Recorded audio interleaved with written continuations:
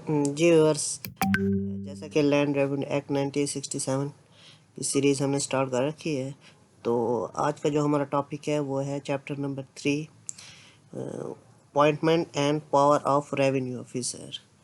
जो chapter number 3 है उसका टाइटल क्या है? Appointment and power of revenue officer, यानी रेवेन्यू ऑफिसर की क्या पावर होती है और उनकी अपॉइंटमेंट किस लॉ के ज़रिए की जाती है, उनका क्या तरीक़ाकार होता है, कौन उसे हायर करता है, उनकी हायरार्की क्या होती है। तो इसका हम सेक्शन देखते हैं, इसमें कौन कौन से सेक्शन आते हैं। तो इसका फर्स्ट सेक्शन है जी, यानी सेक्शन नंबर 7 हो जाएगा, चैप्टर ये पहला बन जाएगा। और ओवरऑल ये लैंड रेवेन्यू एक्ट 1967 का 7 सेक्शन होगा। तो 7 सेक्शन का टाइटल क्या है? Classes of the revenue officer. इसमें ये क्या कहा जाता है कि जो रेवेन्यू ऑफिसर की हायरार्की होती है, जो उनके रैंकिंग होती है, वो इसी में बताई गई है सेक्शन 7 में। तो हम पढ़ लेते हैं 7 सेक्शन को। तो इसमें जो इसका सब सेक्शन है वो क्या कहता है? There shall be the following classes of the revenue officers namely. तो उसमें ये बता रहा है कि जो क्लासेस किस तरह होंगी, इनके रैंकिंग किस तरह होंगे। तो इसमें ये होता है कि जो टॉप जो इनकी अथॉरिटी होती है प्रोविजनल लेवल पे, यानी सूबे पे कौन सी होगी? वो होगी SMBR, यानी senior member board of revenue. जबकि ये जो डिवीज़न लेवल पे जो इनकी टॉप अथॉरिटी होगी वो कौन सी होगी? वो होगी कमिश्नर। इस पे थर्ड पे कौन सा होगा? कलेक्टर। कलेक्टर कौन होगा? जो डिस्ट्रिक्ट लेवल पे टॉप अथॉरिटी होगी। नंबर 4 पे कौन होता है? Assistant collector grade C, grade 1 and grade 2, यानी तहसील लेवल पे। सबसे पहले होगा सूबे पे। सूबे में कौन सी टॉप अथॉरिटी होगी? वो होगी SMBR। सेकंड होगा कमिश्नर, जो कि डिवीजन लेवल पे टॉप अथॉरिटी होगी। उसके बाद थर्ड में होगा डिस्ट्रिक्ट लेवल पे, जो कि वो क्या कौन होगा? कलेक्टर होगा। जो इसकी पावर कौन यूटिलाइज कर रहा होगा? वहाँ का जो DC होगा, यानी डिप्टी कमिश्नर, वो यूज़ कर रहा होगा। और जबकि तहसील लेवल पे कौन होगा? वो होगा असिस्टेंट कमिश्नर, यानी AC ग्रेड 1 हो गया, AC ग्रेड 2 हो गया।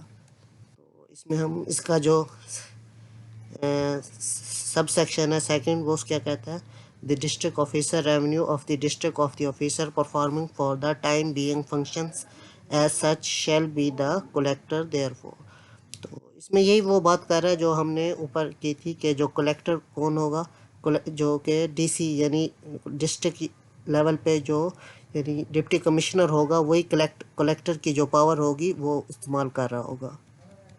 तो ये सब सेक्शन है सेकंड, जो ये चीज़ बात कर रहे हैं। तो उसके बाद हम देखते हैं जी सेक्शन नंबर 8 चैप्टर नंबर 3 का। वो क्या कहता है? Appointment of commissioner and collector. जो अपॉइंटमेंट होगी कमिश्नर और कलेक्टर की, वो किस पे ऑफ पे होगी? तो इसमें हम इसका सब सेक्शन देखते हैं। वो क्या कहता है? The government shall appoint the commissioner of a division and the collector of a district. तो ये वही बात कर रहा है ऊपर जो हमने सेक्शन देखा है हायरार्की में।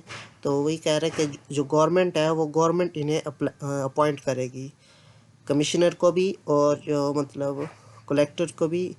तो कमिश्नर को किस पे बिहाफ पे करेगी? उन्हें डिवीज़न लेवल पे उनकी जो अथॉरिटी होगी है उसे डिवीज़न पे मतलब उनकी तैनाती होगी। जबकि जो कलेक्टर होगा उसको डिस्ट्रिक्ट लेवल पे उसकी तैनाती की जाएगी। तो इसका सेकंड सब सेक्शन क्या कहता है? कि the government may assign such function and confer such power upon the commissioner as it deems appropriate. तो ये बात कर रहा है कि जो गवर्नमेंट ने उसे अथॉरिटी दी होगी, जो उनके फंक्शन होंगे वो उनको यूटिलाइज़ करेगा। कौन करेगा? कमिश्नर करेगा, अपनी मतलब जो उसकी पावर होगी। किस लेवल पे करेगा वो? यानी क्योंकि कमिश्नर हमने पढ़ा है कि वो डिवीज़न लेवल पे काम करेगा, वो उस पे यानी अपने डिवीज़न में जो चीज़ उसकी पावर के अंदर मतलब जो क्राइटेरिया होगा, जिस डोमेन में वो आ रहा होगा, उसमें अपनी पावर और अथॉरिटी यूज़ करेगा।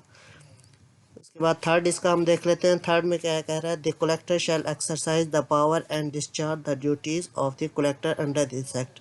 यानी कलेक्टर क्या करेगा? अपने डिस्ट्रिक्ट लेवल पर जो इसकी अथॉरिटी होगी उसको वो यूटिलाइज़ करेगा।